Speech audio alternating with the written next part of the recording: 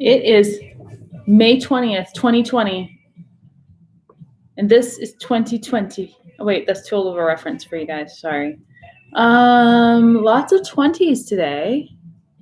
I hope that was like a good omen. I'm not into numerology a whole lot, so I couldn't tell you. But hopefully the number 20 helped you with your AP exam today, AP kids. The rest of you, hopefully you just got your assignment done for the week. That'd be cool. What's going on? Not much. Had a delicious dinner. I ate it very slowly and methodically. I went on an almost 4-mile walk earlier today. Yeah, that was fun. Got my exercising in. What else? Had a video chat with a couple of work friends. That was fun. Talked about books and arranging bookshelves and nothing more interesting than that. Kidding, but it's none of your business. Okay. I haven't shown you this mug in a while. I felt it was time to do that. Except my tea is super hot right now. So I was online today, just a little bit ago. Oh, of course, he's got to stop by to say hello. Okay, go. Bye. Enough. Online looking at the post-AP test memes and Twitter. Sorry, I'll start again. Tweets. Go away. Stop it. Anyway, I was looking at that and there were some pretty funny ones on there. I don't really see any about the prompts themselves. So maybe kids are like really paranoid this year about having any hint of like what their prompts were, which is interesting because there was one year that kids went crazy in 2016 with bringing up Donald Trump in their argument prompt. So usually there's something going on in social media where kids are posting things, at least hinting, alluding to what was on the exam. However, there was one that had me a little stumped, and my daughter had to help me understand it because she took the exam today. And I saw all these things about somebody's grandfather trading in like onyx and quartz, like at a business or something, and they're rare, expensive, something like that. And I was like, was there some weird passage they had you guys read about onyx and quartz? And that was like one of the passages that just like kids remembered. Was it weird in some way? So then she told me that that's the passage they had you type up to make sure your keyboard is working before you start the exam. So there's that. Yeah, I heard there were still problems with people uploading. So that was an issue. Supposedly didn't show the email, which they said was going to be there so you could upload via email just in case you're having problems. So that's an issue here. I'll cover up my husband with my mug. So that was interesting. What else? Tomorrow I'm going to be sending out to 10th graders your assignment for next week because you guys definitely probably want to get started on that because Friday is when we're going to have class. So what else? AP, I'm still working on putting it together. I think I mentioned that yesterday. So I'm still working on putting that together. Else. 10th graders, it's a little bit longer than the other weeks, what you have to do. But I do have a video for it to take you through that. But it's having you work on counterclaims and rebuttals, refutations, which is a really important skill for argument. It shows some sophistication. So make sure you do all the steps on it. It starts off honestly really easy and then just gradually gets more challenging until it has you write an actual argument. AP Kids, we're going to be kicking off Frankenstein. I'm very excited for that. So I'm going to be giving you guys some pre-reading stuff. I'm also going to give you a reading schedule. We're going to try to have discussions every week about the book. Mr. Weeks and I are still figuring out that schedule, how to best make that work. Because the challenging thing is giving you enough time to read it and get it finished. But if I have like first period on Mondays and sixth period on Thursdays.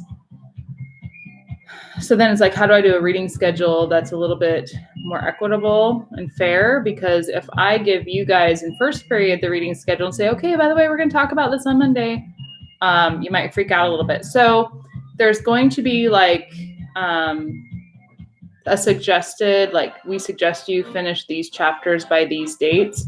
And then there's a certain point, just 3 of those due dates where it's like, you have to be done by such and such date because we're going to have a discussion about it.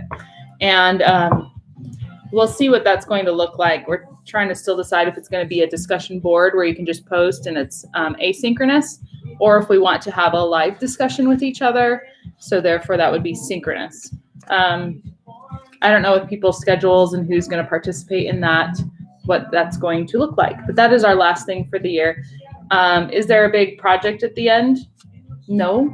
We want you to have the experience with the book. You should challenge your reading ability. It's also going to dispel a lot of thoughts that you already probably have about the book. I don't know if any of you have ever tried to read it before, but it's very different than all the Hollywood versions of Frankenstein. One of my favorite movies to show with it that I'm so sad I'm not with you guys this year to do that is showing Frankenweenie by Tim Burton. I showed that last year, and we looked at what were some similarities between the movie and the book. I've also done something similar with a little bit with Hotel Transylvania because they have a Frankenstein character, but the connections aren't as good as it is with Frankenweenie, because Frankenweenie, there are so many things in there that you can look at if you at least know the book, and then if you know the Hollywood references, that adds another layer to it. So I'm excited. We're going to talk about like nature and nurture, like, are we born evil or do we become evil, or is it both? Are some people born with something in them that just is brought out that makes them horrible human beings, or is that their surroundings and their upbringing that do that to them? Other issues of like the power of creation and responsibility that we have over the choices that we make, just those types of things. And there's lots of really cool allusions in Frankenstein that you guys probably don't know. When I was in high school, I wouldn't have known them unless my teacher taught them to me, because they come from mythology and they come from some very classic, like epic poetry, things like that. So I'm excited for that, hoping that we can enjoy the ride of Frankenstein. 10th graders, we're continuing with argument because that's a really important skill for you to have going into your junior year. So for sophomores, I know we're going to do counterclaim rebuttal next week. The week after that, we're supposed to look at some ethos, pathos, and logos. And then after that, we're going to wrap things up with one final week and assignments. Don't forget that if you want attendance for the week, I need to have contact with you somehow, either hear from you via email or your assignment, or that you've joined the Teams meeting. The Teams meetings are optional. So tomorrow is meeting with 5th and 6th period. So can't wait to see you guys and hear what you have to share. I don't think there's anything else to announce. Told you what I was doing in my life. I went to Costco today. I wore a mask. That was fun. I think I bought 3 different types of dip. I don't know why, I just did. What else? I also got a meat grinder attachment for my KitchenAid. Yeah, I'm that person. The price of meat is crazy, by the way. You know how I do this? I always act like I'm done with the video and then I remember something to comment on. Yeah, squirrel. So meat prices though, holy cow, ribeye at Costco, $14.49 a pound. That's normally like $9.99 a pound. It's shot up by like $5 a pound.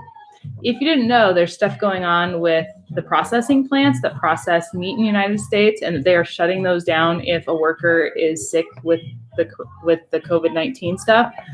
And so it's causing all these ranchers, people that raise pigs and cows and stuff, to have to euthanize animals. I think I mentioned it in another video.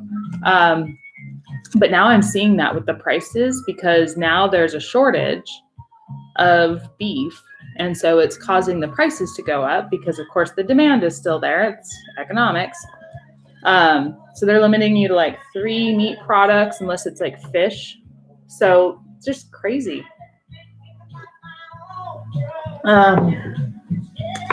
So anyway, we got a meat grinder there that attaches to my KitchenAid because I happened to see it and I've been looking at one for a while. And it does other stuff too, like grate cheese and stuff, whatever. But I might grind my own meat and see what that's like. We'll see. Is that too gross? Is this like that other conversation we had about meat? Okay. What else? I got a thing of flowers to make myself happy. And new pajamas. New pajamas. I think that's it. And food, you know, normal stuff.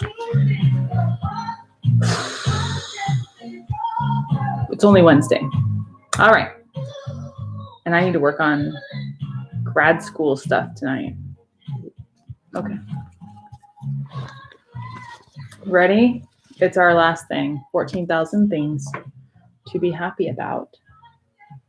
Or to be a smart aleck about, in my case. So here goes. Oh, I can't look. Remember, that's the rule. I always forget that. Okay, we're going to go right here.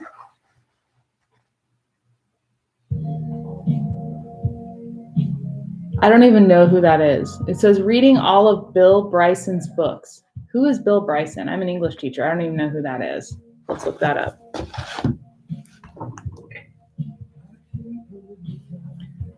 Bill Bryson.